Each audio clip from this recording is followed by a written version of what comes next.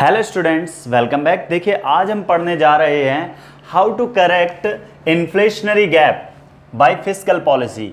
देखिए स्टूडेंट, आपने last video में पढ़ा था इन्फ्लेशनरी गैप क्या होता है। ठीक है, आज हम पढ़ने जा रहे हैं कि कैसे करेक्ट किया जाता है इन्फ्लेशनरी गैप को। तो स्टार्ट करते हैं अपनी वीडियो को बिना किसी टाइम वेस्ट किए।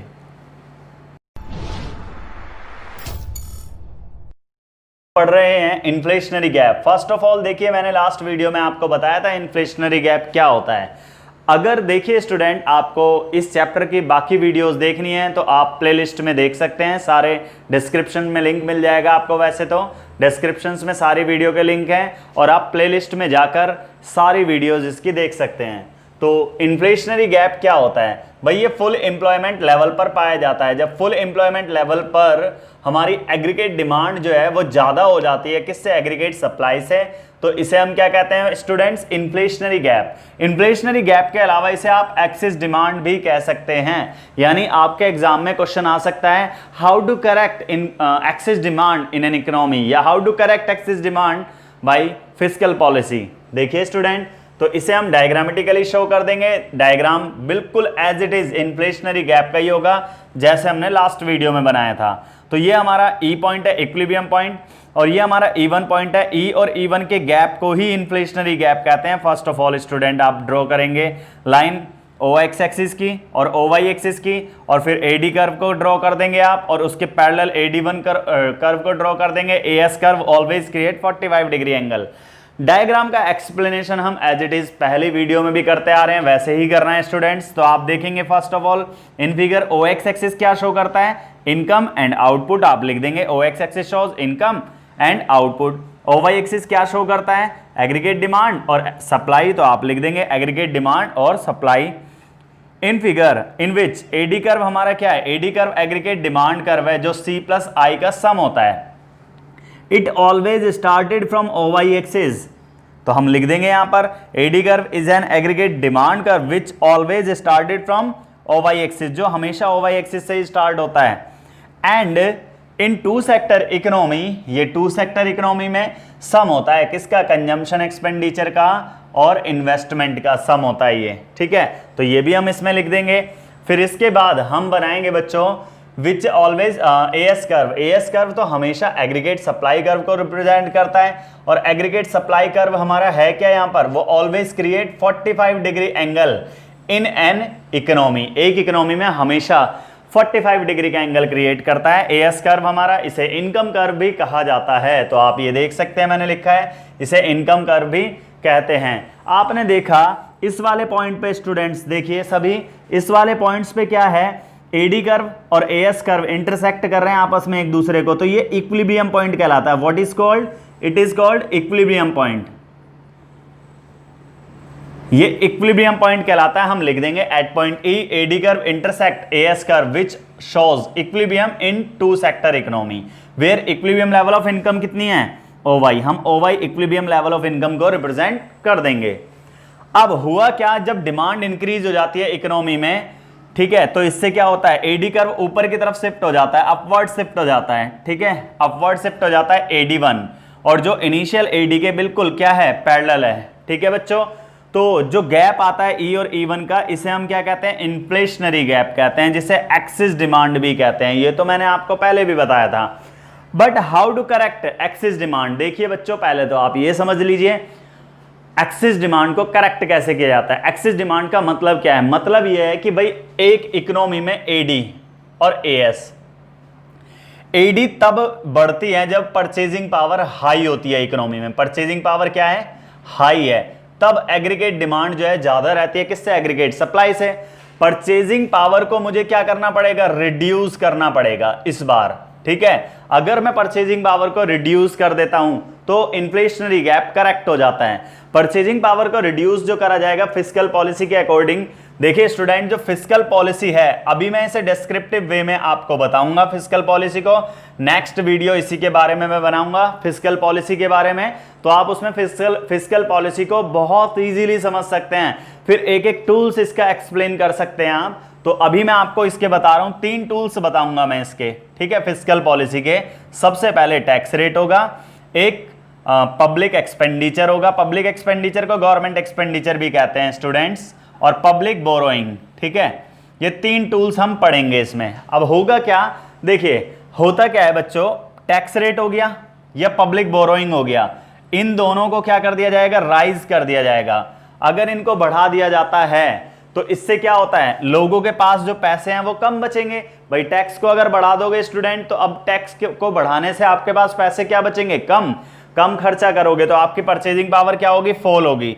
लेकिन पब्लिक एक्सपेंडिचर को फॉल करना पड़ेगा। ठीक है, यही हमने ये लिखा है, in situation of inflationary gap government reduces the government expenditure, government expenditure को रिड्यूस कर देगी और टैक्स रेट को क्या कर देगी, या पब्लिक बोरोइंग को बढ़ा देगी। ठीक है, पब्लिक बोरोइंग को बढ़ा देगी, इंक्रीज कर देगी, जिससे परचेजिंग पावर इकोनॉमी की क्या होगी, वो फॉल हो जाएगी। क्योंकि हमें परचेजिंग पावर को क्या करना है स्टूडेंट, रिड्यूस करना है, क्योंकि लोगों के पास पैसे क्या हैं, ज्यादा हैं। ठीक है, एज अ रिजल्ट इसका रिजल्ट क्या होगा, एग्रीगेट एक्सपेंडिचर भी हमारा फॉल हो जाएगा।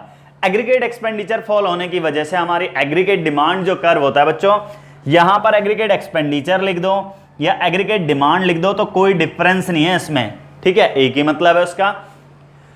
इसकी वजह से एडी जो कर्व होगा हमारा वो शिफ्ट हो जाएगा डाउनवर्ड। आपने देखा एडी जो कर्व है अब हमारा वो शिफ्ट हो जाएगा, क्या, डाउनवर्ड शिफ्ट हो जाएगा।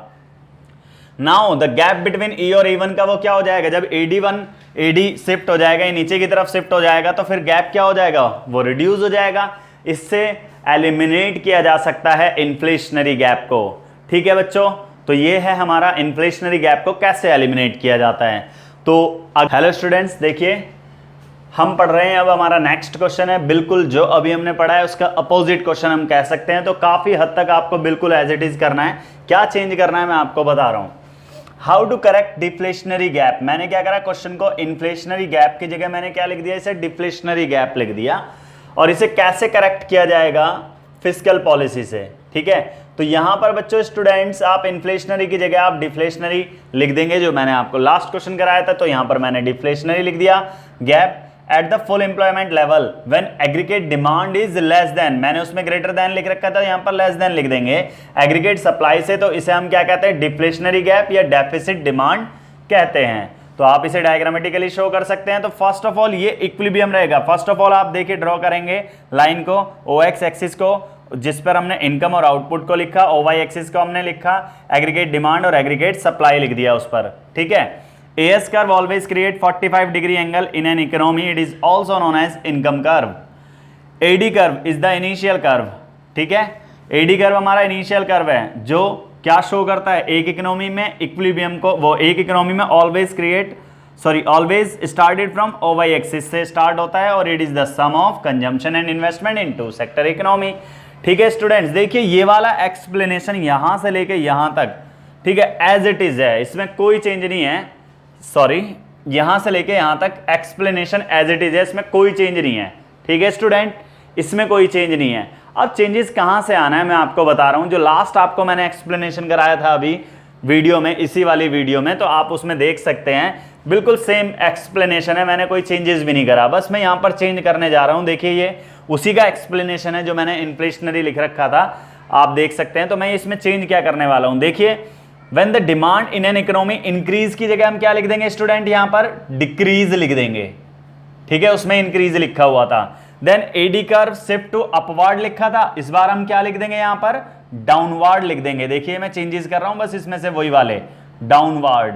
ठीक है, AD1 which is parallel to initial AD, जो इनिशियल AD के है parallel. The difference between the EE1 वही है, EE1 के डिफरेंस को हम क्या कहेंगे, यहां पर डिफ्लेशनरी गैप कहेंगे स्टूडेंट, डिफ्लेशनरी गैप कहेंगे। समझ में आ गया।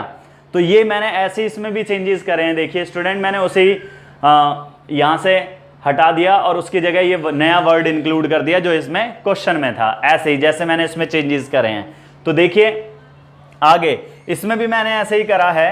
तो in the situation of deflationary gap, अगर डिफ्लेशनरी गैप पाया जाता है तो जो हमारी गवर्नमेंट है, मैंने आपको बताया था। देखिए बच्चों, फिस्कल जो पॉलिसी होती है, एक बार थोड़ा सा समझ लीजिए, इसमें इसके 3 टूल्स पढ़ाऊंगा मैं आपको, जैसे टैक्स रेट होता है एक, और एक पब्लिक बोरोइंग होता है, पब्लिक बोरोइंग, और एक होता है पब्लिक एक्सपेंडिचर, पब्लिक एक्सपेंडिचर।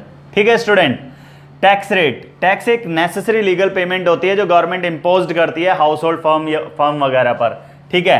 अब अगर गवर्नमेंट ने टैक्स रेट को इंक्रीज कर दिया तो इससे क्या होगा, टैक्स रेट अगर इंक्रीज कर देती है, सॉरी अभी डिक्रीज का मैं बता दूं एक बार, टैक्स रेट को अगर डिक्रीज कर दिया जाए स्टूडेंट, तो आपके पास जो पैसे हैं, अगर आपको कम टैक्स देना पड़ेगा तो आपके पास पैसे बढ़ गए या घट गए, बढ़ गए, इंक्रीज हो गए, है ना। तो आपके पास पैसे अगर बढ़ गए तो परचेजिंग पावर क्या हो जाएगी, वो भी राइज हो जाएगी। मुझे परचेजिंग पावर को ना इस बार राइज करना है, पहले मेरे को फॉल करना था, क्योंकि डिमांड कम जो हो रही है ना, डिमांड कम होने का मतलब क्या है भाई, एग्रीगेट डिमांड जो है ना इस बार कम है, किससे, एग्रीगेट सप्लाई से डिमांड कम है, लोगों के पास पैसा नहीं है, पैसा नहीं है तो पैसा देना पड़ेगा, देना कैसे पड़ेगा, सरकार को अपने टैक्स को कम कर देगी, वो टैक्स कम कर देगी तो उससे क्या होगा, उसके पास पर्सनल जो डिस्पोजेबल इनकम है, उसकी डिस्पोजेबल इनकम वो बढ़ जाएगी, इससे परचेजिंग पावर भी बढ़ जाएगी। सरकार उधार लेना बंद कर देगी, थोड़ा कम कर देगी, बंद तो नहीं करेगी, सरकार उधार लेना कम कर देगी, जनता से कम उधार लेगी, पब्लिक से कम उधार लेगी, कम उधार लेगी तो इससे क्या होगा, उनके पास पैसा ज्यादा रहेगा और वो खर्च ज्यादा कर सकते हैं। ऐसे ही पब्लिक एक्सपेंडिचर, सरकार खर्च करेगी ज्यादा से ज्यादा, ठीक है, इस बार ज्यादा खर्च करेगी सरकार, अगर खर्च करेगी तो इससे क्या होगा, हमारी एग्रीगेट डिमांड भी राइज हो जाएगी। तो मैंने इसमें ये लिखा है स्टूडेंट, देखिए, in the situation of deflationary gap government raises the public expenditure को बढ़ाएगी, ठीक है, एंड रिड्यूसेस डिक्रीज कर देगी इन दोनों चीजों को, ये दोनों चीजें क्या हो जाएंगी, decrease, reduces the tax rate और public borrowing. As a result, इसका रिजल्ट ये होगा, परचेजिंग पावर जो होगी इकोनॉमी की वो क्या हो जाएगी, वो बढ़ जाएगी, इसे हमें बढ़ाना ही था, ठीक है, जिसकी वजह से हमारी एग्रीगेट डिमांड भी क्या हो जाएगी, वो भी बढ़ जाएगी, एग्रीगेट डिमांड भी बढ़ जाएगी, इसको ही बढ़ाना था हमें, और इसलिए एडी जो कर्व है हमारा वो शिफ्ट हो जाएगा अपवर्ड। एडी कर्व क्या हो जाएगा इस बार, अपवर्ड शिफ्ट हो जाएगा, जब लोगों के पास पैसे ज्यादा आएंगे तो एडी कर्व अपवर्ड शिफ्ट हो जाएगा और एडी 1 हो जाएगा, एडी 1 से क्या हो जाएगा, एडी हो जाएगा, और जो गैप है हमारा ई और ई1 का वो क्या हो जाएगा, एलिमिनेट हो जाएगा, बिल्कुल खत्म हो जाएगा, ठीक है स्टूडेंट। तो देखिए, आपको वीडियो अगर अच्छी लगी तो प्लीज इसे लाइक कीजिए और अपने फ्रेंड्स को शेयर कीजिए। Thank you.